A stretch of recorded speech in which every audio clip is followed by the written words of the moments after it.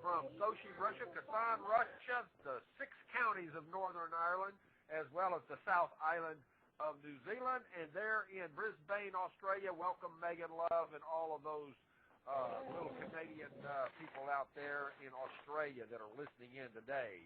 This is the 26th day of March 2009. To all my friends down under, Australian lovers, as well as my Marines at Marine embassies around the world tuning in and listening through the Skype bridge, as well as the 11 international phone bridges today. I want to welcome all of you guys out there, and to let you all know that, yes, I do know that we're in terrible times, and yes, I do know the financial collapse is happening around the world, and it's not being reported in the United States, and that's what today's show is all about, to bring you the most insightful information from the man that knows what's going on, been predicting what's going on, just like Lord Acton did in 1898 when he said the issue which has swept down the centuries and which will have to be fought sooner or later is the people versus the banks.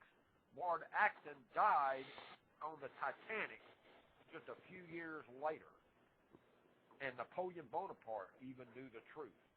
When a government is dependent upon the bankers for money, they, and not the leaders of the government, control the situation. Since the hand that gives is above the hand that takes, money has no motherland. Financiers are without patriotism and without decency. Their sole object is gain. The man that I bring on today is not out here for gain. He is out here for truth, to tell you about what he sees is going on, and has warned you for the last 3 years on my show and other shows that you will find on my website, direct links to the Bob Chapman news shows that he does on several radio stations, other networks throughout the week that you can go there and partake from. The leading question for Mr. Chapman today is the bailout breeding a bigger crisis?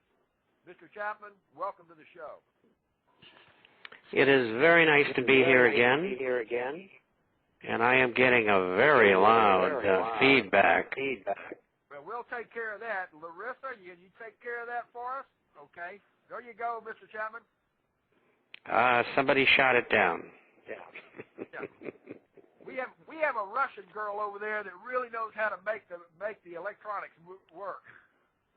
Well, you know, when I was in counterintelligence in Europe, the top radio operator was a woman for the Russians in the KGB, and boy, was she good. She just sent me an IM. She says it's nice to know that a wise man can thank a nice lady. Well, you have to give credit where credit is due, and I'm still getting a feedback. Okay, Larissa, he's still getting a feedback. Not nearly as bad as it was before. The question still stands, is the bailout breeding a bigger crisis? Absolutely. It's for gaining time, and that's just all it's for. And these people want to take the system down, but they want to take it down in the manner which they want to take it down, and at the time that they want to do that. And so this is just another holding action. We're talking about another $1 trillion, which the Treasury wants to use. I figure they'll need at least $5 trillion, and maybe much more than that. They and the Fed have already spent $13 trillion. And what will the top be? The figures are going to be unbelievable. My guess is they'll range anywhere from 20 to maybe $100 trillion. We don't know at the rate they're going. The system has been set asunder, and I don't see any easy way of bringing it back. And I don't think they're trying to bring it back. I think what they're trying to do is preserve the parts of the banking system that belong to their friends and co-workers, so to speak. And the things that are being done as stimulus or stimuli for the economy are negligible. The methods of trying to keep people in their homes just aren't going to work. People who are getting new reset loans shouldn't be getting them. You're going to have the same problem a year or two from now that they can't make the new payments. It's a disaster. It's not only in America. Great Britain is going through the same thing right now, along with Ireland, Spain, and then there's other monetary and fiscal policy problems throughout Europe as well. And of course, all the people who export to them are going to have problems, which includes all of Asia and parts of Latin America. And in time, most nations will go bankrupt. And I'm still getting a feedback. Larissa, you see what you can do about that?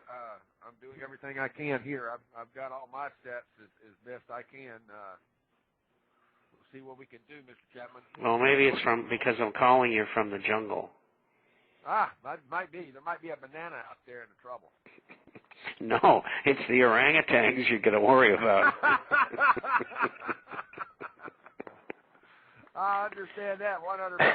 Big time. They've been working on my mic to see if to get my signal out, and Larissa she's pulling her hair out today. She says she can't understand why you're getting a feedback because she's got all the control as low as they possibly can go. If they go much further, we won't be able to hear you. Well, maybe I'm a loudmouth. She's going to look into it. Anyway, so what else we got for questions here? There is a question. Do you feel that the powers to be behind the scenes are nothing but political assassins controlling the money? They're assassins of everything. All they think about is gain, wealth, power, control. And in the final analysis, it's all about control. They think they know better what is better for you than you do. And so they think that they should have world government so they can tell everybody what to do.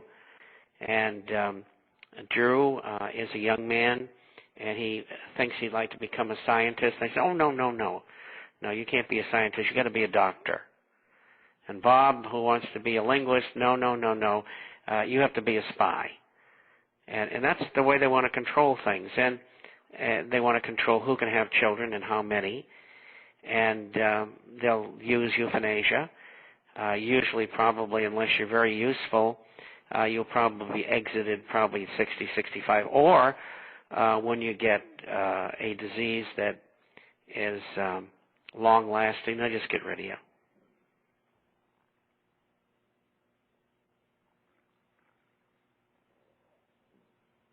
Still there? Yes, I am. Oh, okay. It went dead on my end for a second there. Mr. Chapman, the question I have is belongs to Obama's personnel. Do they really understand the issues and are able to have a perception of what the real problems and the real remedies are? Or are they just being mice men? Well, first of all, they all belong to the same groups, whether they're with Bush or with Obama. There's been no change. There's no left, no right. There's no Democrat, no Republican among these people. They belong to the Council on Foreign Relations, the Trilateral Commission, the Bilderberger Group, etc. And all they are interested in is world government and control. And they will all work toward that end because they all agree upon it. And that's what they're going to continue to do. So they don't care what you want, what you think, or anything about society other than controlling it. And so we have a worldwide depression, not a recession, a depression. And they created it. And they did that so that the public would not be in a position throughout the world to tell them that they don't want world government. In other words, financially and economically, they want people on their knees, and that's where everybody's headed. The idea here is to let everybody know who's doing what to them, and it's the people behind the scenes who hold all these cabinet posts and all these appointed posts.